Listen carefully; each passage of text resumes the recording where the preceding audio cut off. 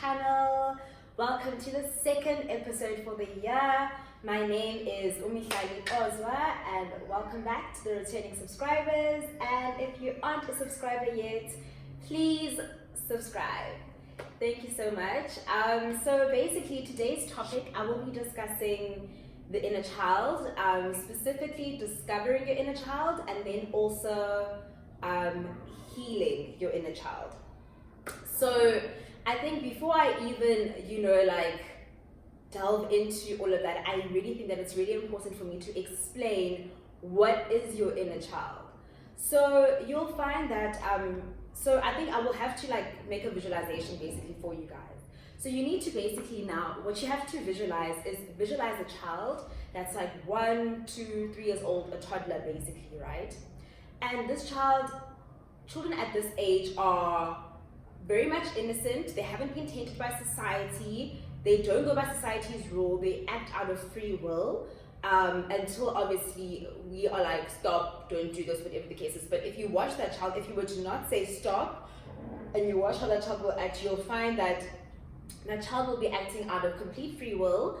That child will be, they'll be very carefree. They don't have things that they wouldn't do and things that they would do. They will do whatever they want to do that that makes their heart happy. They will do it. They play. They will go up to any adult that they see or feel is nice, or even if they're not nice and they're going to be nice to the adult, they're gonna play with the adult or play with the baby or play with the dog or whatever the case is. If they're in fear, they'll show fear. If they are sad, they'll be sad. They'll cry. They'll cry when they're sad or when they're upset or when they're hungry or when they've been agitated. They will feel that emotion. When they're angry, they will, you'll see even in their tears are going to be crying. You'll see a child will express emotion for whatever it is that they're going through. If they're happy, they're laughing, they're bubbly, they're smiling. And you just know how they are, but children can also obviously be naughty, so they can happen, when they start walking and they're bashing things, they're breaking things. There's also obviously that side of children, natural naughtiness, the natural naughtiness basically of a child, which is completely normal. So you have that, so you can imagine that that's the child, that's how they are. So obviously you would have really healthy interventions that would come in from adults where children don't have boundaries. Obviously you can see that they bash anything, they whatever. They have no boundaries from that age, right? So obviously it's healthy for parents to instill boundaries don't do that, don't do that, do this. Obviously things like you don't hit a glass over, you don't go and play over the balcony because you're gonna fall and the child's gonna die. Obviously those are very healthy interventions and things of saying no, and you want the child to learn that you don't do that. That's completely healthy. Then you also get the other side of adults where we actually do happen to just ruin children, right? So that's when children are crying and you tell the child to not cry, to just be strong, because strength is not associated with tears. So that's when now you're instilling that idea in the child, whereas there's nothing wrong with crying, there's nothing wrong with feeling your emotions. It's children that have been, let's say, prescribed the gender of being a boy.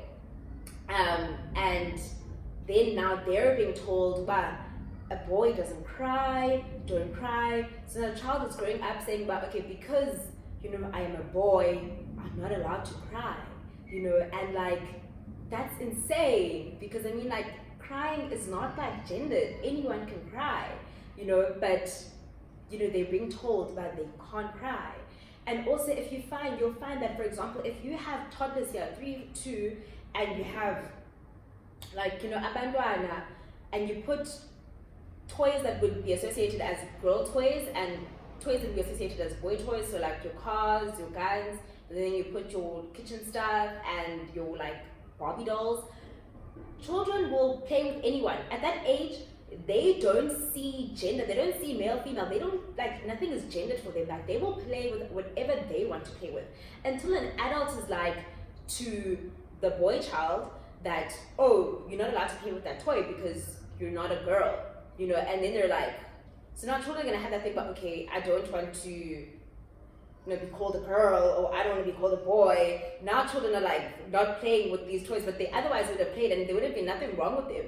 It's adults who are creating these impressions, these like ooh cooties type of thing, whereas children would have none of that if they were not influenced by adults. And children would probably also grow up to being who they want to be and then expressing themselves, because you'll find that if a child that you have obviously prescribed the gender of being a male decides to play with like heels or whatever the case is, they're told immediately, no, don't do that, like it's a bad thing, so what if that child, if you let that child be who they want to be, they were going to play with that toy or play with those heels or whatever, and they were going to become who they want to become without being tainted by society, where now as we grow up we all have to like re-engineer how we understand ourselves, how we see the world, from just, let's say, leave like even like from a gender perspective for some people, and also from like just in general, like from how your emotions have been suppressed basically as a child, where you're told don't cry, you can't cry, you need to do this, you have to be like this, you have to cross your legs, this is how a lady acts, whatever. So you get what I'm saying? Like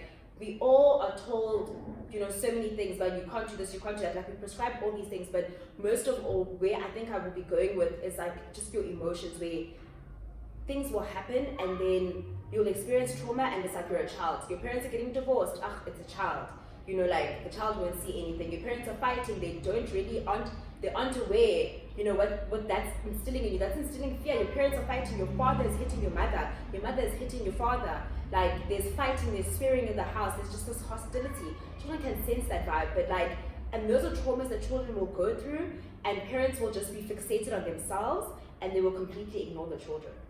So you understand how you have your inner child, you have your inner child that is before your inner child is tainted, and then some form of trauma happens to you, right? That you experience. So we all have different childhoods, we all will have different traumas. So you will have whatever trauma that you have to deal with.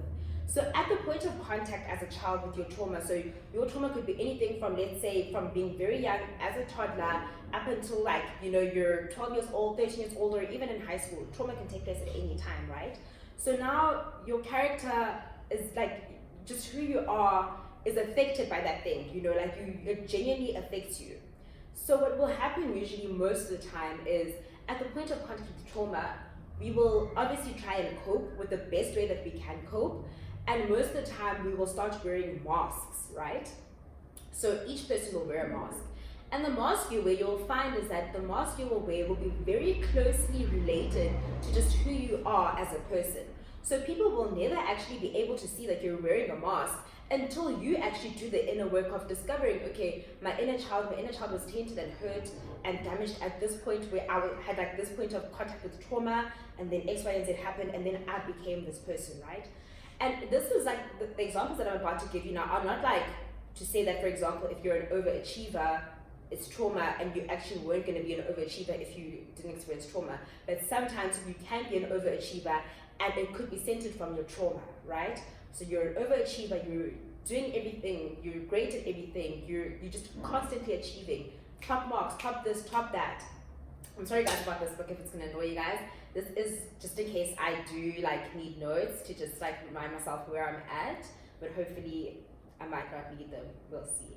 So everyone will wear different masks. So you have some people who will wear masks of addiction. So it could be a child being addicted completely to sweets or to television or to anything that's just what they're fixated on. Or it could be people in their adolescence and they're addicted to weed or to alcohol or to going out, or even adults. We all have masks, because if you've never healed your inner child, then you probably are still wearing whatever mask that you choose to wear. But your mask can also change. So you could have worn this mask at this period of your life, and then at a later period of your life you wear a different mask. So one of them could definitely be addiction in any shape or form. There's different types of addiction, any kind of addiction that you can think of, that is definitely a mask. You can also be disconnected, and people who are disconnected are people who just don't feel anything, but they're very good at acting out of intellect. So they don't feel anything, they're completely out of touch with reality, they're completely out of touch with humans, they're not feeling any form of emotion, but they do know, for example, if you get them a gift, they know to say thank you and to express gratitude. But everything that they do is out of intellect, but not necessarily that they're feeling it, Then you also get people who are overachievers, so doing the most, You're here, you're there, you're everywhere, you're an achiever, you're in high school, it's, like you're getting top marks, in university, top marks, you're doing this, you're an entrepreneur, you're whatever. You're constantly, you have a high on achieving. When you're working, you're still growing to be the same person. You never stop. You just want to constantly achieve. There's being an overachiever, there's that mask. There's being a people pleaser. You can't say no. You constantly are trying to please people. You can't say no. You always are just availing yourself. You're overextending yourself, spreading yourself thin. That is a mask that some people wear. You can wear, let me try to think, codependency, yes. So there's codependency as well. So you find yourself being very attached to people, whether you're in a relationship with them, which is a romantic relationship, or even your friends. You are constantly needy and you need these people, and the absence of them, you're afraid of being without them. That's definitely another character trait of, something like a mask that people can wear. You can also have trust issues. You just don't trust anyone. You want to do everything yourself. That's definitely something else that people will experience. Insecurity is also another mask that some people wear, and so on, right? So those are just some of the masks that we will all wear. And this list that I just mentioned to you guys is not exhaustive. So there are stuff that I haven't mentioned, but this is just a few that were just at the top of my head and that I also had just, recorded. So it's important for you to look at yourself and realize, what is my mask and where does all of this stem from? And just understanding that as to what mask am I wearing. So you have to do that inner work for yourself and to identify, and discover your inner child and how your inner child was damaged, what happened in your past that could still be affecting your future, right? And then you need to then understand the type of inner child that you are. So you could have your abandoned inner child, right? So you were abandoned at a young age. So you could have been abandoned because of general neglect, or your parents were going through a divorce, or you just had uninvolved parents. You had things that were happening at school. Oh my word, guys, I am so sorry. There are cars passing by here. I'm so sorry. So you have, uninvolved parents. You were achieving stuff, but your parents just weren't going to your prize givings, your whatever, and all of that. So that definitely can affect you as a person, and that could be the kind of inner child that's hurt and that's tainted that you need to deal with. And you could be someone that, because of that past, you are craving attention, you are yearning to feel accepted, you're yearning for, that love and, that reassurance that you are wanted, that you are needed, and that you're not a burden or anything like that, right? Then, I'm sorry, I took notes. So then you can also have your fearful child. So you could be fearful because of stuff that you were told, you could have been constantly being put down when you were younger, or things that you experienced, mother, father hitting each other, abuse at home, emotional abuse, not just physical abuse, any kinds of abuse, sexual abuse. So you could constantly be in a state of being extremely anxious, and you could be someone then who, you need encouragement, you need affirmation, you just you have your own needs, and you might be you could also, because of the fear that was instilled in you, you can have massive trust issues with the people that are around you. People of the opposite sex, people of the same sex. If you were, let's say, you could be molested by, someone who you completely trusted. Anything can happen, and that could have instilled a fearful inner child inside of you. Then you could also have the neglected child, right? So you just remember that you were never loved when you were younger, you were never nurtured. That love was just not there. It was completely absent in your childhood. So you basically grow up feeling like you aren't worthy, you aren't loved, and you also might even think, because you didn't experience love and that nurturing and that warmth, you might also struggle to express love to other people, or to even receive love from other people as well, because of how your inner child has been tainted, right? Then you can also have the disconnected child. So you never basically learned intimacy of any sort, and you just struggle to be close with anyone, and you feel completely isolated, and you struggle to trust people, and you're just completely disconnected from everything. You would rather just exist on your own by yourself, and you would be okay with that, Then you have your spoiled child, and these are children who just used to get everything that they'd ever wanted when they were younger. And with these children, they basically didn't learn any healthy boundaries. So they would even so as much as to get what they want, they would even do unhealthy things. You will usually find that these people actually become hella manipulative because they're so used to getting what they want. So they feel misunderstood when, let's say, things are not going their way. They might feel, entitled. They just, they also can become very manipulative people. So that's also another form of, the spoiled inner child that, it could be such inner child that you basically are dealing with, or how your trauma manifested itself and it resulted in your inner child being like that, right? So with that being said, you can see that your inner child has been damaged and your inner child needs care and they need loving, right? So how then do you then revisit your inner child or go back to your inner child? So you can do this in many different ways. For different people, it will be very different. You will know what you will need or how you can revisit your inner child. So the first thing you can do is you can visualize. So you can visualize yourself speaking to your young self, right? So you could imagine, go back to a time where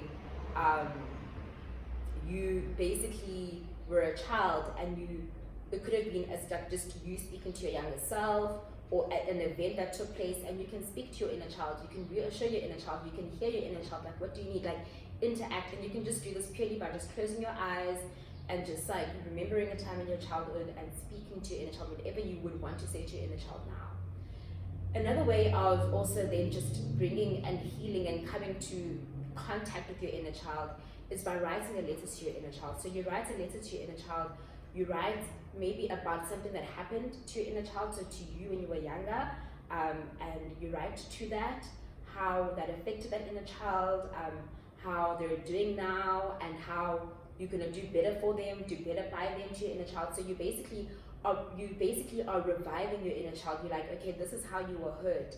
X, Y, and Z happened, and I'm sorry for this event that took place, and it's not your fault, or whatever the case is, or whatever it is that you need to say. And then you obviously write, you basically are writing to your younger self, how things that you want to tell your younger self, things that can help heal your younger self, and you'll obviously know what would be the best thing to do. You can use photos, so you can have a collage, so you can take a photo of your younger self, for example, if you only have one, and you can put it somewhere, and you can constantly speak positivity into your inner child, your younger self. Basically, your inner child is like your younger self, really. So you're going to speak positivity into your younger child, younger self. You're gonna, you're gonna take away or hash up all the negativity, and you're gonna speak positive. You're gonna, show your inner child love constantly, things that you wish you could have heard when you were younger that you didn't hear, or things that you wish you could have experienced. You're gonna constantly smile and be kind, to that photo of your inner child that is going to be something that you're constantly reminded of, reviving your inner child.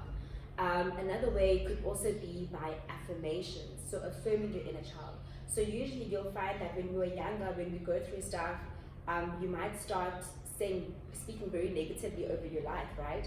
So you might want to then start affirming yourself. You might want to redirect that negative language and start speaking positive language, not only to yourself now, but also to your younger self, who was used to, either it was you who was speaking negativity over them, or it could have been, a parent or other children when you were bullied in high school, bullied in primary school, or whatever the case is. So you might want to start speaking positive affirmations, so that you can redirect all those feelings of, let's say, if you felt like you were not worthy, you felt like you were unloved, you are worthy.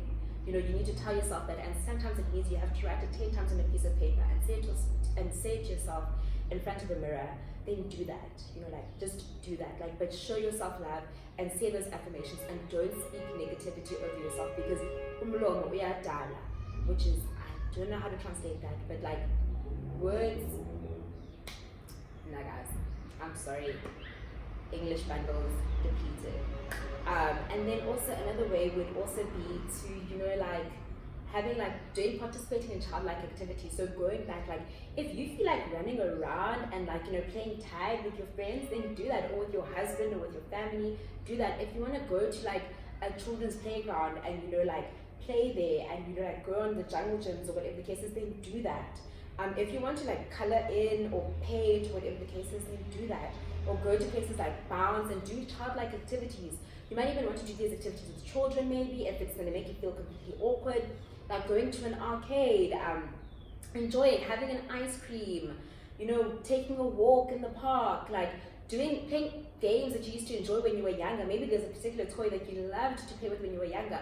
Get that toy, you know, or if you still have it, like play with it, cuddle it, fondle it, and you know, like just remind yourself of, you know, your younger self, and you know, things that you really want to redirect and reprogram from the hurt that your younger self felt, and you just feel like, you know, you want to heal your younger self.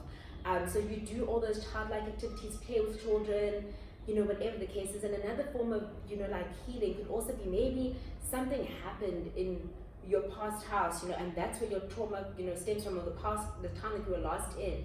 And maybe you need to be with someone that you trust, and you maybe need to revisit, you know, like that house that you're in. Maybe you can't go inside because people, you know, like stay in there, or if they do let you in, but obviously that's really not like safe. But I mean, obviously maybe if you know those people, asking them to go in, you know, like in your old house, or just going around that neighborhood, you know, thinking of all those memories, trying to heal from that. If there's something that took place there, you obviously know if you're either going to, you know, like try and let go from it, then you are going to then have to allow a process of letting go in it. So I do have a process of letting go on my IGTV, on my Instagram. So you guys can follow me on my Instagram. It's mihlalixo, so it's the same as my YouTube handle. And you'll see like how my process of letting go is. So for example, if this is going to be a very much, you know, traumatic experience for you to go back, but you do need to go back because, you know, like sometimes you just need to go back and you need to revisit those places, then, you know, you need to do that. Or you can just create something that will, you know, like help you remember your inner child and your younger self, you know, that was tainted before they were tainted, or after they were tainted by society, by trauma, etc. And you know, you can use that to just constantly be in touch and to constantly nurture. So at the point in time when you understand where how your inner child has been hurt, you then are obviously going to have to make remedies to start healing your inner child, you know, like to ensure that your inner child, you know, gets better. So I'll make an example to basically bring everything that I said home. So this is going to be like me extremely coming there with you guys. So some of my trauma comes from, let's say, my dad, right? So he's an absent father. We do not have a relationship. We've never had a relationship whatsoever. Anytime that I've ever tried to call him, whatever the case is, my dad is the type to, he'll answer the call today, and then he'll be like, I'll do whatever, or I'll come see you. And then he'll be like, let's say he'll do it on the 15th of March, or whatever the case is. Then I call him on the 15th of March to, you know, check if it's still on. He doesn't answer the phone, or he blocks my number, or whatever.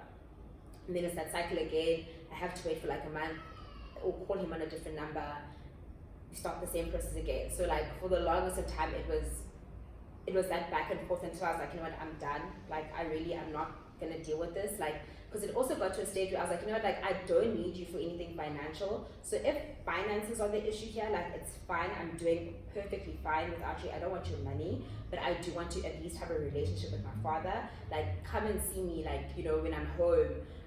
There was a time when I was constantly in hospital. He knew I was in hospital. He didn't so as much as say that get well soon, get better soon, whatever. Get better soon, get well soon. What? Get well soon.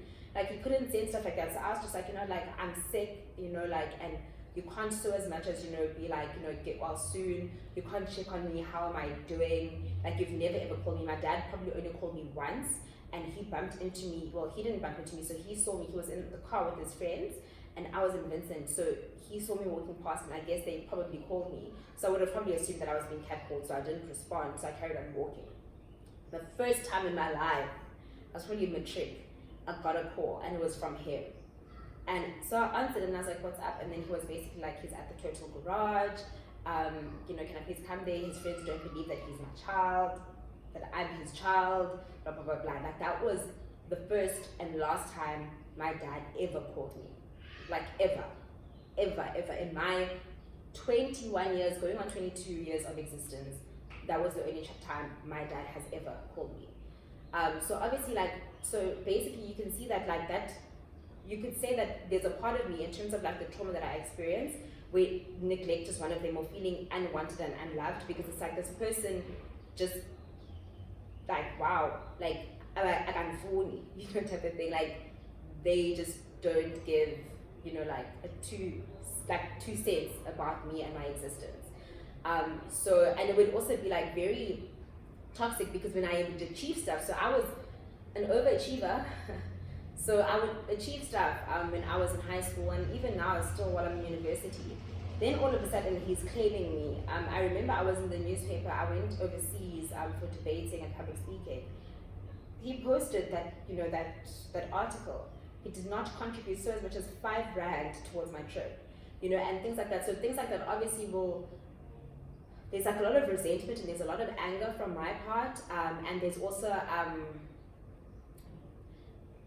there's a lot of like obviously feelings of neglect, like that whole thing of like that whole like being ready for disappointment. Like I think I'm constantly always ready to be disappointed, because I'm just like my father like was my biggest disappointment like in my life, type of thing. So obviously you can see that like now I need to, as I navigate through life, look at situations that take place in my life and see if am I not like and see if maybe like, okay, this is not like a residue or like something that I'm dealing with that is also part of like the trauma that I felt as a child, and that I still have to obviously now deal with, in terms of always expecting disappointment, because I mean that's not healthy. Always being anxious that this person is going to say that they're going to do this, and waiting, and then it just doesn't happen. Like that can really instill like a lot of you go into a constant cycle of anxiety, like constantly being anxious, but okay, waiting, and then boom, like being dropped.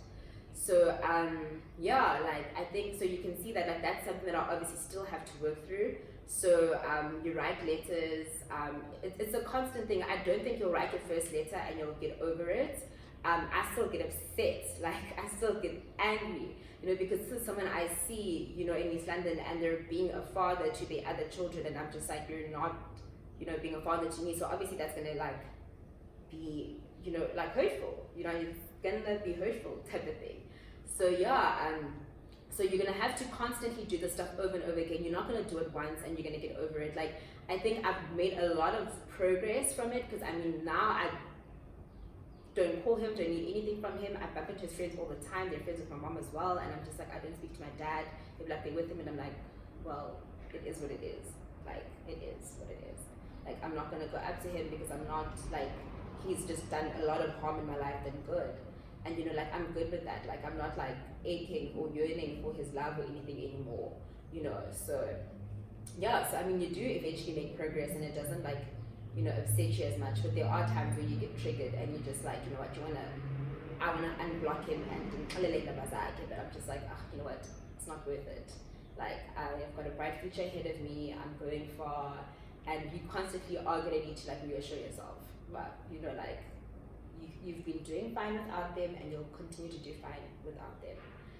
So like that's just an example. So basically of how something that happened in your past, your inner child was tainted in that kind of way. Like that's what young Mihlali had to deal with, and it then does affect all the Mihlali in some kind of ways. And obviously they're instilling ways of meeting my inner child and like healing my inner child through various interventions at various times and all of that.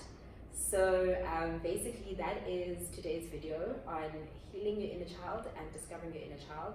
So I hope I gave you guys an idea on how you can discover your inner child and how you could possibly heal your inner child, and that you know that it is a process. It could be a lifelong process. It's not going to happen overnight. It's not going to happen from doing this just once. You might do it once and you might feel good, and then a month down the line you hit a block and it's still something that bothers you. It might also manifest itself in other parts of your relationships where you are going to have to realize that because you were affected like this, you might project some of this in your other relationships or your friendships or whatever the case is, and it is something that you are going to need to work through. So yeah, like that's basically it from me, and I really hope that you enjoyed this video. And please like, comment, and most importantly, please subscribe to my channel and please share. Thank you.